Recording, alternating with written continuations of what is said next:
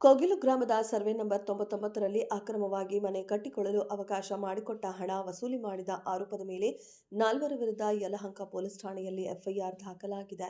ಆರೋಪಿಗಳಾದ ಮುನಿ ಅಂಜಿನಪ್ಪ ಮತ್ತು ರಾಬಿನ್ ಹಾಗೂ ಇನ್ನಿತರರಾದ ವಾಸಿಂ ಉಲ್ಲಾ ಬೇಗ್ ಮತ್ತು ವಿಜಯ್ ಅವರನ್ನ ಬಂಧಿಸಲಾಗಿದೆ ಎಂದು ಈಶಾನ್ಯ ಡಿಸಿಪಿ ಜಿಕೆ ಮಿಥುನ್ ಕುಮಾರ್ ತಿಳಿಸಿದ್ದಾರೆ. ಜನವರಿ 4ರಂದು ಬೆಂಗಳೂರು ಘನತ್ಯಾಜ್ಯ ನಿರ್ವಹಣಾ ಲಿಮಿಟೆಡ್ನ ಹಿರಿಯ ಇಂಜಿನಿಯರ್ ಸಂತೋಷ್ ಕಡ್ಡಿ ಅವರು ನೀಡಿದ ದೂರಿನ ಆಧಾರದ ಮೇಲೆ ಎಫ್ಐಆರ್ ದಾಖಲಿಸಲಾಗಿದೆ.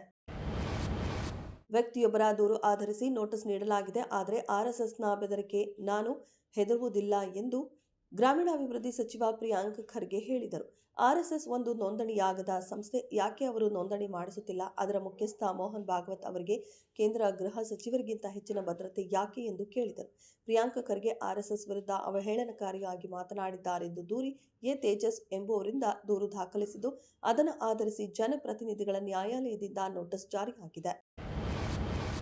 ಎಷ್ಟು ದಿನ ಇದ್ದೆವು ಎನ್ನುವ ದಾಖಲೆ ಮುಖ್ಯವಲ್ಲ, ಇದ್ದಷ್ಟು ದಿನದಲ್ಲಿ ಏನು ಒಳ್ಳೆಯ ಕೆಲಸ ಮಾಡಿದ್ದೇವೆ ಎಂಬುದು ಮುಖ್ಯ. ನಾನು ಕಡಿಮೆ ಅವಧಿಗೆ ಮುಖ್ಯಮಂತ್ರಿ ಆಗಿದ್ದೇನಾದರೂ ಹೆಚ್ಚು ಜನಪರ ಕೆಲಸ ಮಾಡಿದ್ದೇನೆ ಎಂದು ಕೇಂದ್ರ ಸಚಿವ ಎಚ್ ಡಿ ಕುಮಾರಸ್ವಾಮಿ ಟಾಂಗ್ ನೀಡಿದ್ದಾರೆ.